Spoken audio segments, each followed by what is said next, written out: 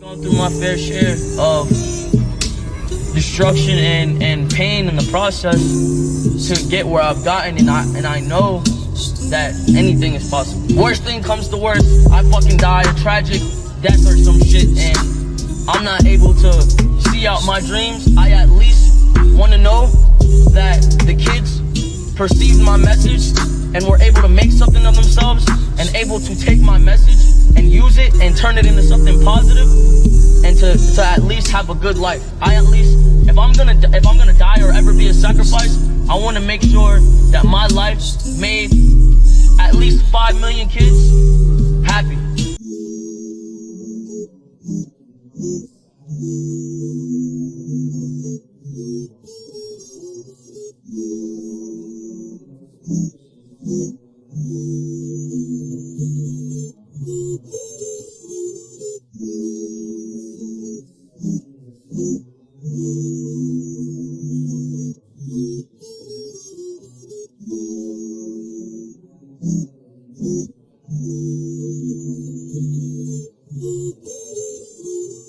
What's good, YouTube? It's your boy James. I hope it's all good for you, because it's all good for me. Now, according to the Merriam Webster's dictionary, the word unacknowledged means not generally recognized, accepted, or admitted. So these 6 point guards that I will present to you today deserve all the recognition in the world, yet they just never received it. They've dominated the league for years and years, but received no recognition or never accepted in our minds, pretty much. One of these point guards I'll present to you was the best point guard in 1993. Another one of these point guards led his team to the NBA Finals. Another one of these point guards was one of the greatest small players of all time. So without wasting any time, here they are.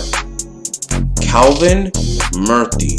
So I was reading Slam issue 145, and I saw this section that was entitled The Pocket Rocket, which is obviously Calvin Murphy's nickname.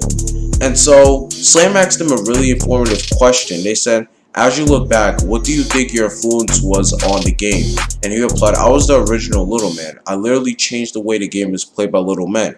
After me, the league stopped judging players on just size alone, and they started looking at ability. Think of a 5'9" player with the heart of Allen Iverson and his courage and the speed of John Wall. That was Calvin Murphy, man. Guys like Nate Archibald, Allen Iverson, and Isaiah Thomas, those are guys that are considered the best little guys ever. But Calvin Murphy was the OG little man. He is the reason why Allen Iverson was able to play basketball. Hell, even Stephen Curry as well. And not only that, but he was one of the fastest players ever. As Red Auerbach, one of the greatest coaches of all time, said that Murphy was the fastest man ever to step on a basketball court. Even though I said that he's unacknowledged, he's still in the Hall of Fame. But then again, he's a guy that can average 20 and 5 and get the job done for your team. I'm just saying, respect your OGs, man. Mark Price. Now let's play a little game. What do these 6 players have in common? Larry Bird, Reggie Miller, Steve Nash, Dirk Nowitzki, Kevin Durant, and Stephen Curry. Is it that they're Hall of Famers? No. Is it that they're first round picks? Neither that. You want to know what it is? They are all members of the 50-40-90 club. For those that don't know, in order for a player to get into the club, they have to at least shot 50% from the field, 40% from 3, and 90% from the line in a season. Not to mention, the player simultaneously also has to make at least 300 shots, 82 threes, and 125 free throws in the same season. That is absurd. So here's the missing player that is in the club, and that's where Mark Price comes in. In 1998, in only his second season in the league, at 24 years old, and as a second-round draft pick, he averaged 19, 8, 3, 1.5 steals. It was also third team All-NBA that season. He led the Cavs to a 57-25 record and a third seed in the Eastern Conference, but unfortunately, they had to face this guy in the playoffs. The inbounds pass comes into Jordan. Here's Michael at the foul line. A shot on Elo. Good! The Bulls win it! They win it! Set the Cleveland Cavaliers. Michael Jordan hits it at the foul line. Standing at only 6 feet and weighing 170 pounds, the guy nicknamed the OK Kid was always a very consistent shooter, as he shot over 40% from 3 and 90% from the line throughout his entire career. That is something that Steve Nash has also done throughout his entire career as well. And Nash was a 2-time MVP, so you be the judge. So anyways, I'm not even done with Mark Price, because I could literally make a whole video on him. So anyways, so remember from the beginning of the video what I said? There was a player that was the best point guard in 1993. Well, that was Mark Price. And that season, he averaged 17.3 points, 8 assists, 3 rebounds, 1.4 steals, and also had 24 double-doubles as well. But again, Michael Jordan stopped Mark Price from his success, as in the playoffs, he hit this shot. Well, you just have to come. You just have to come.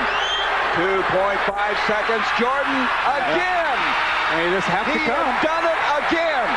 Almost from the same spot. So you mean to tell me that at one point in this guy's career, he was considered better than John Stockton and Isaiah Thomas, two of some of the greatest point guards in NBA history? But here's the thing about Mark Price's legacy is that it was kind of tarnished because of Michael Jordan. In Price's 7 playoff appearances, he's faced the Bulls 5 times. All of them were losses, and 2 were by game-winning shots, as I showed you earlier. And also, it's kind of similar to how Kyle Lowry's career has been tarnished because of LeBron James, as the Raptors lose to the Cavs year after year after year. And it must have been frustrating for Price losing to the best player in the world every single year as well. But, you know, that doesn't mean that Price should be unrecognized. But all in all, Price deserves to be recognized for all the good things he done on the basketball court. Being a great shooter and also being a good passer as well, Price deserves his recognition. Kevin Johnson. So let's play a game called By the Numbers. 334 represents the number of times a player's averaged at least 20 points and 10 rebounds in a single season. Now replace the word rebounds and you put assist. You only get 26 times where a player's averaged 20 points and 10 assists in a single season. Do you see the big difference of what's going on here? So now you get the next number, 5, which represents the number of times a player's averaged 20 points and 10 assists at least twice in their careers. And here are the following. Magic Johnson was done it 3 times, Chris Paul twice, Oscar Robertson 5 times, Isaiah Thomas 4 times, and Russell Westbrook 3 times. And guess who else was on this list? That's right, Kevin Johnson, who's not even on the Hall of Fame as we speak. So I don't know where his recognition is. And plus, he should be considered just as good as other guys over there.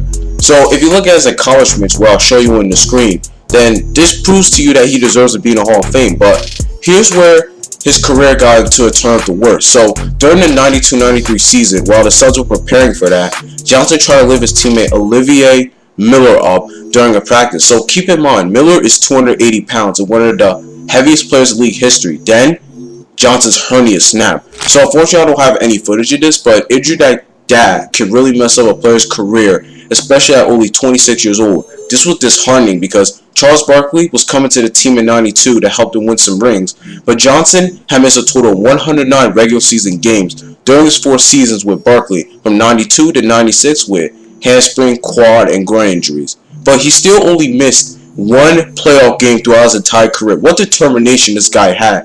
And even in an interview in 1997, Johnson said, when you can't play physically, sometimes you have to use your mind a little bit more to compete and to achieve certain things. And that's what he did. In his 12th season with the Suns, he averaged 18.7 points, 9.5 assists, 3.4 rebounds, and 1.5 steals. So imagine if Johnson was never hurt. Would we consider Johnson as one of the greatest point guards of all time and one of the most acknowledged point guards of all time?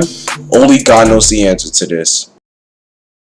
So as you can see here in this picture, you see Mark Jackson on the left and Andre Miller at the right side. And the thing is that these two are really considered just pass rush point guards, floor generals in general. See what I did there? But anyway, so right now Mark Jackson is 4th all-time in assists behind only John Stockton, Jason Kidd, and Steve Nash. And he's ahead of Magic Johnson because you know why. But anyway, so he led the Pacers to the 2000 NBA Finals, as I said in the intro. And the thing about that series was, even though Shaq averaged almost 40 points a game, the Pacers still look competitive. And you may say, oh, because it was Reggie Miller. But without Mark Jackson, who's going to give Reggie Miller the ball? Mark Jackson was a really good facilitator at giving not just Reggie Miller, but Jalen Rose as well for that series. And in that series, Jackson averaged 19.7 points and 7.7 assists. And in his career, he had similar numbers, 9.6 points and 8 assists. So Mark Jackson, he's not really flashy. He was just a really good pure point guard that we should not forget, really. So next person is Andre Miller. So there's an article from Complex saying that he's one of the most underrated players in the 2000s. And here's a striking fact that I found from Wikipedia as soon as you go on this page. 16,000 career points, 8,000 assists, and 1,500 steals. He has at least, okay? But he's the only person to have those numbers, but never be in an All-Star game. That's insane, man. The thing that I really like about Andre Miller was there was a game where he had against Golden State. At 37 years old, he carried the Denver Nuggets to defeat the Golden State Warriors. That was like a crazy game. I remember watching it in the laundromat, and I see this 37-year-old Miller like do all this crazy stuff. He was playing like Jordan, but it's just one game. Just wanted to mention that. That was how good Andre Miller was as a player. So yeah, just those two pure point guards that I wanted to mention about. So let's go on to the next person. Tim Hardaway. So for this one, I'm just going to show you the paragraph that's here in the screen.